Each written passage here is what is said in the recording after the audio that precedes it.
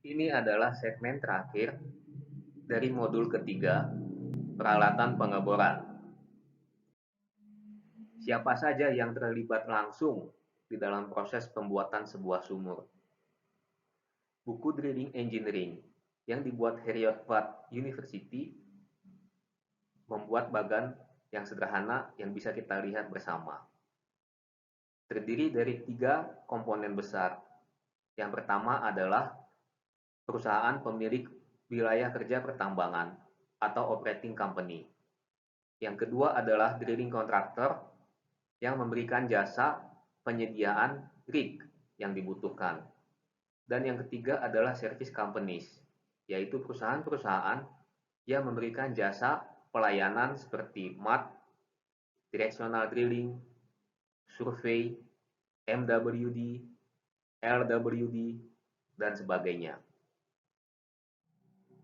Selain itu, ada berbagai institusi yang mempunyai wewenang dalam proses perizinan dan pembuatan sebuah sumur. Di antaranya adalah Kementerian Energi dan Sumber Daya Mineral, Direktorat Jenderal Minyak dan Gas Bumi, SKK Migas, Kementerian Lingkungan Hidup dan Kehutanan, Kementerian Perhubungan, dan sebagainya. Untuk standarisasi alat, standarisasi prosedur, dan standarisasi kompetensi sumber daya manusia, kita bisa menggunakan standarisasi yang dibuat oleh IADC atau IWCF, API, dan sebagainya. Sebelum mengebor sebuah sumur, ada banyak perizinan yang harus dipenuhi. Sebagai contoh adalah perizinan pengeboran darat dari Pertamina EP. Kita bisa melihat ada banyak izin yang harus dipenuhi. Izin untuk pengeboran sumur di darat berbeda dengan lepas pantai. Di sini kita bisa melihat sebuah contoh untuk sarana dan prasarana transportasi. Ada banyak ketentuan yang harus dipenuhi. Misalnya, jarak pandang antara satu kendaraan dengan kendaraan yang lain yang saling berhadapan dalam proses transportasi peralatan pengeboran dari suatu lokasi ke lokasi lainnya. Peraturan lain misalnya, tata letak lokasi peralatan pengeboran yang dipakai selama operasi pengeboran berlangsung.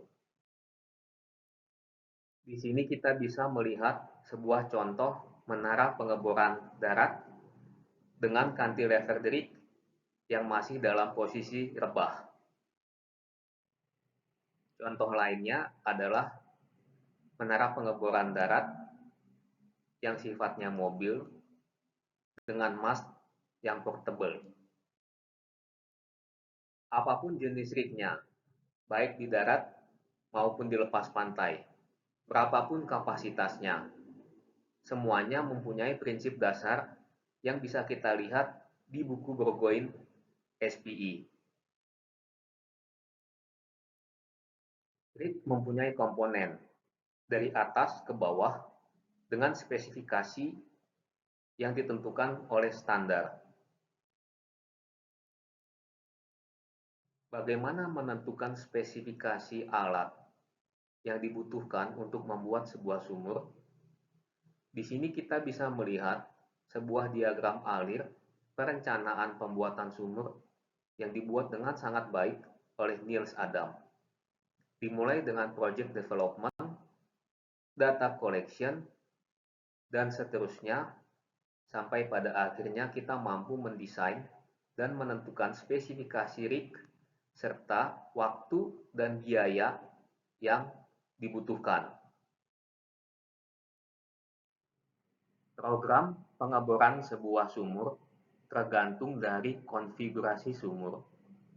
Di sini kita bisa melihat contoh sebuah konfigurasi sumur yang bagian atasnya mempunyai casing 30 inci dan bagian paling bawahnya lubang dengan diameter 12/4 inci.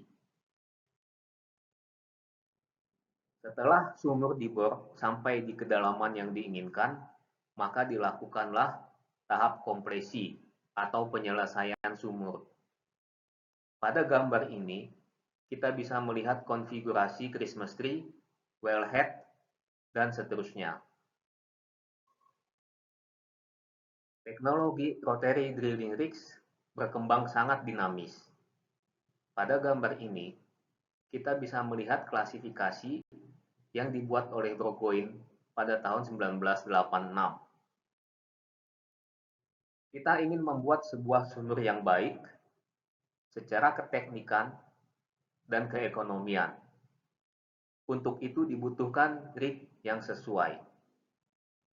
Biaya penggunaan rig bisa mencapai 60% dari anggaran pembuatan sebuah sumur. Rig darat mempunyai spesifikasi yang sangat ditentukan oleh jenis rig, jenis drawwalk, dan seterusnya. Ada banyak varian dalam spesifikasi rig, seperti ukuran, kapabilitas, level automasi, dan sebagainya. Ini sangat menentukan dalam proses pembuatan sumur dan tentu saja juga biaya dan waktu yang dibutuhkan. Sumur yang baik akan dihasilkan oleh rig yang baik, prosedur pengeboran yang baik, dan dikerjakan oleh sumber daya manusia yang kompeten. Efektivitas rig sangat ditentukan oleh biaya, desain teknis, kemampuan sumber daya manusia, track record, logistik, serta rig site requirements.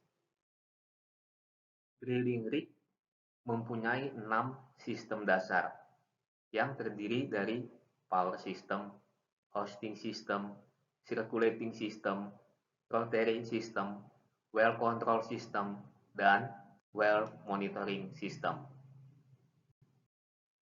Ini adalah akhir segmen keempat, modul ketiga, peralatan pengeboran.